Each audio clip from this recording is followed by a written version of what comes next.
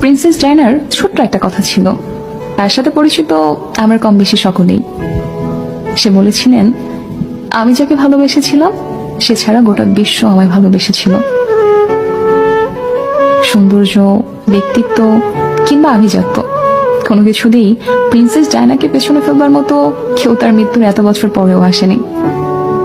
অথচ তার স্বামীও তাকে ঘরে রেখে আসক্ত হয়েছিল পরনারীতে, যা শেষটা হয়েছিল তাদের বিবাহ বিচ্ছেদ দিয়ে।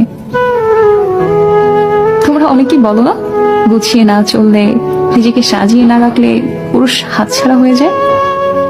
আসলে এটা পুরোপুরি মিথ্যে, বুঝলে? যার মানসিকতা নোংরা তার ঘরে হুর থাকলেও সে কাজের মেয়ে পেছনে ঘুরে বেড়াবে, আর যার মানসিকতা পরিষ্কার সে দিনের পর দিন শত শত সুন্দরী নারী উপেক্ষা করেও শুধুমাত্র তার স্ত্রীর কথা ভেবে থেকে যাবে।